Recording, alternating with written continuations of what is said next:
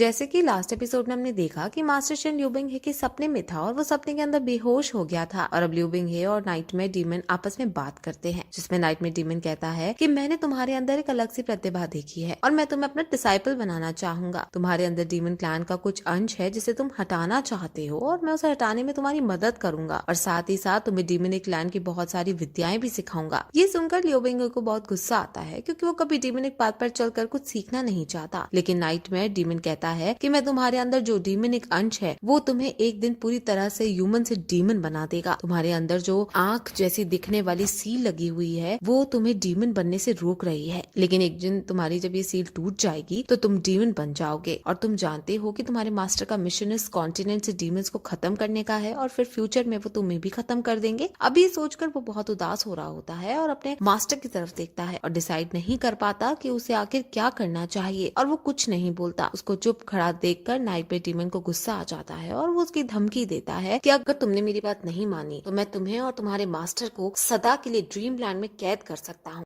वो डायलॉग तो सुना ही होगा ना आपने, मैं दौड़ना चाहता हूँ, उड़ना चाहता हूँ, बस रुकना नहीं चाहता। विंसो पर स्टम्बल गाइज भी कुछ ऐसा ही गेम है, एक ऐसा शानदार ऑनलाइन मल्टीप्लेयर गेम जहाँ रेस जीतने पर 5,000 रुपए मिलते हैं। रेस जीतना भी है और दूसरों को नॉकआउट भी करना है, तो अभी विंसो ऐप डाउनलोड करो और खेलो स्टम्बल गाइज। विंसो, क्योंकि जीत पर सबका हक है।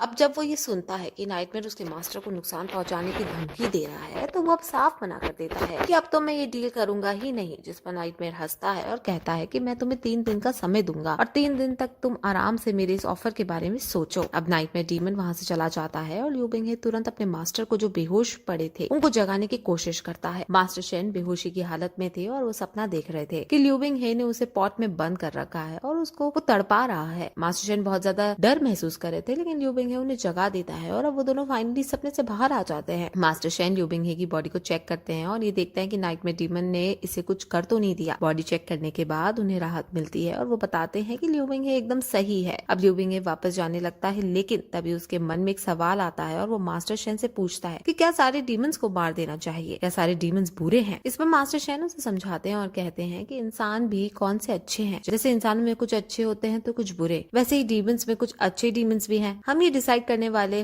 कोई नहीं होते कि उस क्लैन के लोगों को जीने का हक मिलना चाहिए या नहीं। ये सुनकर लिu बिंगहे बहुत इम्प्रेस्ड होता है और वो ये डिसाइड कर लेता है कि वो नाइटमेयर डीमन के अंदर रहकर ट्रेनिंग प्राप्त करेगा और इस ट्रेनिंग के बाद वो स्ट्रॉन्ग होकर अपने मास्टर शेन की रक्षा करेगा। वो ऐसा इसलिए करना चाहता था क्योंकि अभी एक डीमन ने उसके मास्टर को नुकसान पहुंचाने की कोशिश की और लिu बिंगहे कुछ नहीं कर पाया। अब लिu बिंगहे फ्यूचर में मास्टर को बचाना चाहता है, इसलिए वो स्ट्रॉन्ग होने के लिए ये डिसीजन लेता है। वो फिर कमरे के बाहर जाकर अपने रूम में सोने जाने लगता है, लेकिन मास्टर शेन उसे रोकते हैं, उसे पहले अपने कमरे के बगल वाले कमरे में जगह देते हैं क्योंकि लिu बिंगहे को अभी तक लकड़ी से बनी शेड के अंदर सोना पड़ता था। लिu बिंगहे ये देखकर बहुत खुश होता है और अपने मास्टर को गले से लगा लेता है। अब फिर कहानी 3 दिन आगे ले ली जाती है, जहाँ डेली की तरह लिu बिंगहे सोने जाता है और फिर से वो ड्रीमलैंड में पहुंच जाता है और वहाँ उसे फिर से नाइटमेयर डीमन दिखता है और वो एग्री कर जाता है और उसे अपना मास्टर बना लेता है। नाइटमेयर उसे अपने आप को मास्टर कहने के लिए कहता है, लेकिन लिu बिंगहे नाइटमेयर को मास्टर नहीं पुकार सकता था क्योंकि वो किसी को मास्टर की उपाधि मास्टर शेन से पूछकर ही देगा। अब नाइटमेयर उसकी ट्रेनिंग करता है और सिखाना शुरू करता है। ड्रीम के अंदर लिu बिंगहे नाइटमेयर से ट्रेनिंग लेता है और जागने के बाद वो मास्टर शेन के अंदर बहुत सारी स्वॉर्ड टेक्निक सीखता है और खुद को स्ट्रॉन्ग बनाता है। वो बहुत ज्यादा हार्ड ट्रेनिंग करता है और मास्टर शेन भी उसे कई सारी स्किल सिखाते हैं। अब धीरे धीरे लिu बिंगहे ताकतवर होता जा रहा था और सब बच्चों में सबसे अच्छा वॉरियर बनकर आ रहा था। नाइटमेयर डीमन ने भी उसे कई सारी विद्याएं दी होती हैं, जिसकी वजह से लिu बिंगहे अब पहले जैसा नहीं रहा था। मास्टर शेन भी अंकल मू की गाइडेंस में पॉइजन को सप्रेस करने की दवाई लेते हैं और उनका पॉइजन भी धीरे धीरे कम होने लगता है। मास्टर शेन और लिu बिंगहे के बीच अब बहुत अच्छी बॉन्डिंग बन चुकी थी और ऐसा करते करते कुछ साल बीत जाते हैं और अब लिu बिंगहे बड़ा हो जाता है। अब फिर एक दिन मास्टर शेन को उनका कलीग एक लेटर देता है जो असल में एक इन्विटेशन था। ये इन्विटेशन गॉड अलायंस कांग्रेस की तरफ से था। गॉड अलायंस कांग्रेस क्या है ये हमें आगे पता चलेगा। मास्टर शेन को अभी समझ आ जाता है कि नॉवल की इंपॉर्टेंट टाइमलाइन जिसका नाम एंडलेस एबिस है वो आने वाली है। वो ये सोचकर बहुत टेंस हो रहे होते हैं और ऐसा क्यों हुआ वो भी हमें आगे पता चलेगा। अब फिर वहाँ लिu बिंगहे आता है जो अपने महीनों का सफर तय करने के बाद वापस मास्टर शेन के पास लौट रहा था। मास्टर शेन उसको देखकर बहुत खुश होते हैं और उसे गॉड अलायंस कांग्रेस के बारे में बात करते हैं। अब लिu बिंगहे बड़ा हो चुका था और अब वो यहाँ सीनियर बन चुका था और वो स्कूल के ऐसे सब अफेयर्स को संभालता था। गॉड अलायंस कांग्रेस असल में इंट्रा स्कूल कॉम्पिटिशन है जिसके अंदर सभी पीक्स के स्कूल कम्पीट करने आते हैं और अब मास्टर शेन के स्कूल ने लिu बिंगहे की गाइडेंस में अपनी एक टीम बना दी थी और वो भी अब गॉड अलायंस कांग्रेस कांग्रेस में अपनी टीम को लीड करता हुआ कंपटीशन के अंदर जाएगा। मास्टर शेन उससे कहते हैं कि अगर तुम्हें अब सच में स्ट्रांग होना है तो तुम्हें अब आने वाली दिक्कतों का सामना करना होगा, क्योंकि वो चीजें न सिर्फ तुम्हें फिजिकली परेशान करेंगी बल्कि मेंटली भी तुम्हें अंदर से तोड़ कर रख देंगी। अब अगले दिन मास्टर शेन और लियू बिंगही की गाइडेंस में सभी junior disciple God alliance Congress में जाने के लिए आगे बढ़ते हैं और उनके पड़ोसी पीक की स्कूल टीम चलती है। इस पड़ोसी पीक का नाम शियान चू पीक है और इस पीक की टीचर एक औरत है। इस औरत का नाम